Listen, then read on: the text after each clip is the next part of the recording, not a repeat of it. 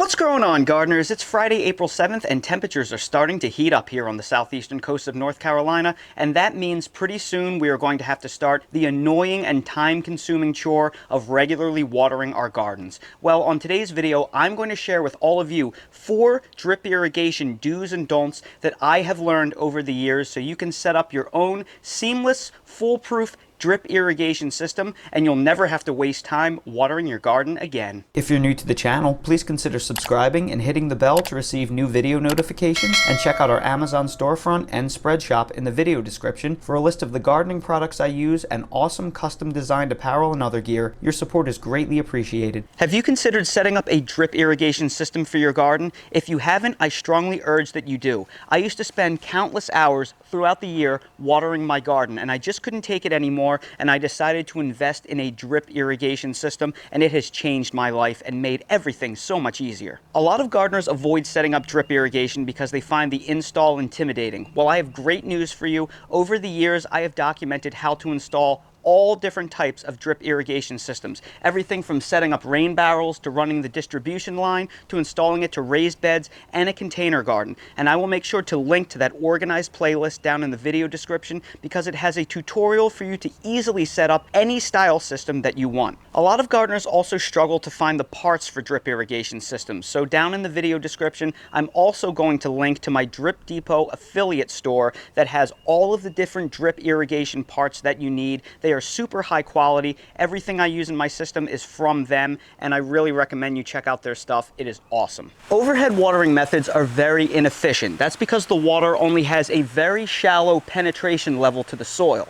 Also, because you are placing this water over such a large surface area, the sun is very efficient at evaporating the soil over a large surface area. So a lot of this water that I'm putting down in my garden beds right now will be lost to evaporation, and it will never reach the roots of my plants. Overhead watering can also spread disease in your garden. Not only are wet leaves more likely to be colonized by various pathogens, but the actual act of overhead watering itself splashes soil-borne viruses, fungi, and bacteria all over your plants. So if disease is a problem in your garden, overhead watering techniques can spread that disease like wildfire. Drip irrigation, on the other hand, targets the watering to a single spot, and that repetitive dripping allows deep penetration of that water into the soil. So you're actually delivering more water to the roots of your plants while using less total water because it's not evaporating into the sky. And because you're not splashing water all over the place, you're not spreading disease either. My first tip is don't install a drip irrigation system without first installing a pressure regulator valve at the water source. That's because drip irrigation systems can only handle about 25 psi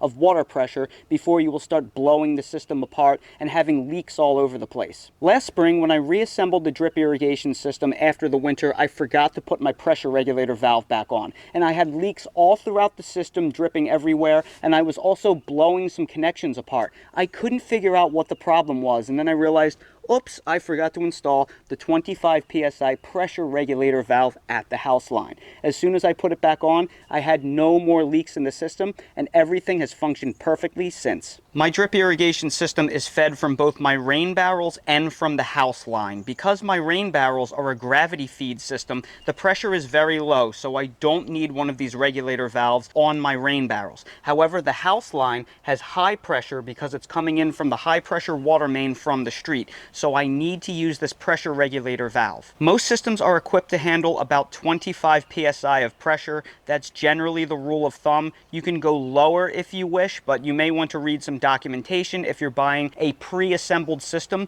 they may have different requirements. So consider that, keep that in mind when building your system. My second tip is to not be fooled by the gallon per hour drip rates of the various drippers. I use 2 different drippers in my system. Green drippers, which are 1 gallon per hour, and blue drippers, which are half a gallon per hour. But what you have to remember is each water source point in your drip irrigation system is limited to 25 psi of pressure that we described earlier. So depending on how many different connection points you have in your system, you may at some point not be able to fully fund the drip rates of these various connectors. So it's entirely possible that you'll have a 1 gallon per hour dripper that is not delivering a full 1 gallon per hour of flow because you may run out of water pressure in the system. So the way I look at this is more like a ratio.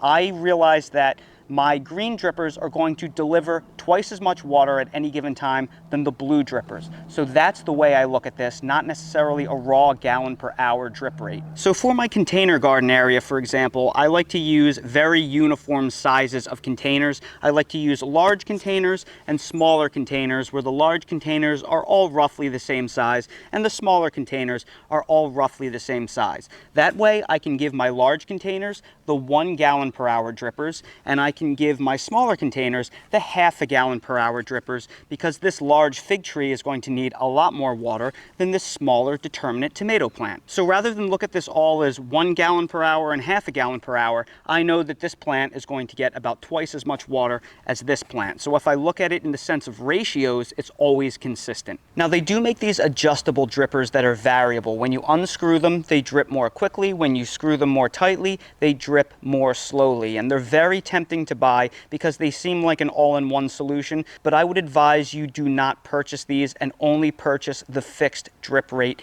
drippers. That's because in my experience, these variable drippers do not work very well. They don't seem to have tight manufacturing tolerances, and their drip rates are all over the place, and also they don't hold for a long period of time. So I'll go outside and set them so they're at the perfect drip rate for my plant, and then I'll come back a day or two later and a couple of them will be pouring out water and a couple of them won't be dripping at all. So they don't hold. I think they're very poorly made. Get yourself only the fixed drippers because they seem to be a much higher quality. My third tip is do install shutoff valves on each of your raised beds or on each of your rows or each of your zones that you are gardening in, however you define your zones. One of the problems that a lot of people have when they install drip irrigation is they will run their drip irrigation lines after their entire garden is planted out and everything looks great. But what will happen? Over the course of the season, you will harvest some plants before others, and they will get pulled out, and then you'll have all of these empty spaces in your garden that will be dripping water, and you'll be watering all of this dead space. You'll be wasting your water and possibly damaging and oversaturating your soil. So I always make sure to install these green shutoff valves on every single one of my raised beds, as well as I have them installed on the different zones of my yard. So my perimeter beds are on one shutoff valve, all of these rectangular raised beds are on another, all of my container gardens are on another, because these different types of growing areas demand water at different times. As you can see, my entire garden is not planted out yet. I have all of these beds that are tarped and empty. Obviously, the shutoff valves to all of those beds are off. Otherwise, if I didn't install them, I would be watering where nothing is planted, and I would just be saturating and damaging that soil, and all of the nutrients in that soil would be leaching out and running out of my beds. I'd be watering nothing. Eventually, I'm going to be planting a whole bunch of dwarf tomatoes in this bed right now, but all I have are some small onion starts planted out right now, so I have my shutoff valve off. I'm not running drip irrigation to anything in this bed yet. When I eventually plant out my tomatoes, I will then turn the shutoff valve on. That will allow flow to this bed, and then we will run our drip lines to the plants. These shutoff valves are super cheap and they install in seconds, and I can't overstate how important they are. So I really recommend that every single zone in your garden has the shutoff valves. They will make your life a lot easier. The same thing goes with my container garden. That valve right here controls the flow to my entire container garden, and right now that flow is off because I don't really have anything planted out at my container garden yet. The rows are mostly empty, so I haven't run the drip lines yet, and you'll also see that each individual row here also has its own individual shutoff valve, because sometimes I have plants on one row that have a different water demand than plants on the other row. So I like to plan out my rows so I have plants that have higher water demand in one section and plants with lower water demand in the other, so I can run my drip irrigation and turn off the rows that have the plants with the lower water demand. And my fourth tip is do fertilize your plants through the drip irrigation system. If watering is the chore that takes takes us the most amount of time to complete every single year, fertilizing is probably number 2. It can be very time consuming. And if you have a drip irrigation system, you can pass water-soluble fertilizers like your standard crystallized fertilizers here, or organic fertilizers like seaweed extract or fish emulsion through your water lines, and you can use those drip irrigation lines to evenly distribute the fertilizer to your plants. I like to fertilize my garden through my rain barrels, and I've showed you how to do this in the past. I have that link down in the video description. I mix my fertilizers, my water-soluble fertilizers, into my rain barrels, and then using gravity, because these are installed up on stands and are elevated, I just flick them on, and then they drain and they drip to all of the plants, to the various beds where I have the zones turned on. It's basically taken my fertilizer routine from a couple hours to maybe 3 to 4 minutes. All I have to do is just mix it in this big barrel, turn it on, and ensure that everything is dripping properly. But if you don't have a rain barrel system like I have, you can also use one of these fertilizer injectors to inject the water-soluble fertilizers into your drip irrigation system. It connects right to your faucet. And if you want to know where to get this exact one, it's super high quality. I have it linked in my Amazon storefront down in the video description under the list irrigation and rain barrels, but I'll also drop a direct link for this item in the video description just to make things easy for you to find. The way this works is simple. You place a certain amount of water-soluble fertilizer into the reservoir right here, and then you fill it most of the way with water, and you pre-mix it so all of the fertilizer has been completely dissolved. Then you would disconnect your drip irrigation system at the point of water source, which is most likely the faucet on the side of your house, after the pressure regulator valve. So this would come off right here.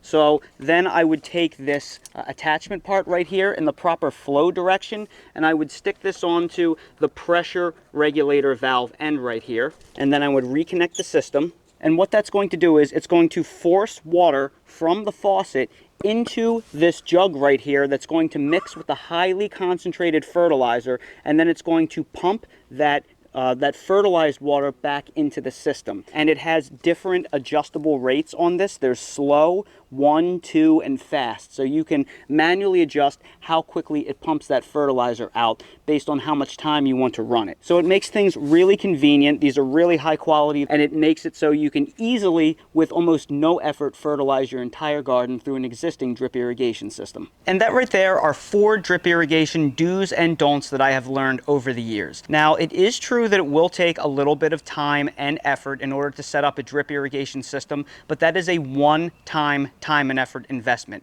After that, it pays nothing but dividends. It will save you so much time in the long run, you will wonder how you ever got by without it. I don't know why and how I ever had the time to manually water my garden before. This has been an absolute lifesaver. So everybody, thank you so much for watching this video. If you found it helpful, please make sure to hit that like button, subscribe to the channel, and please ring that notification bell so you're notified when we release more videos like these. If you're curious about any of these different drip irrigation installs, like I said down in the video description, I have a link to my drip irrigation playlist, which has tutorials and how-tos on how to install practically any type of drip irrigation system under the sun. I also have my drip irrigation affiliate store link down there, which has every drip irrigation part imaginable of super high quality. You'll be able to build any system you want using that website, and also check out my Amazon links and the storefront link in the video description for any of the items that I featured in this video. If you have any questions about this video, please ask them down in the comments section below, and I will do my best to answer them. Thank you all so much for watching, and I hope to see all of you again on the next video.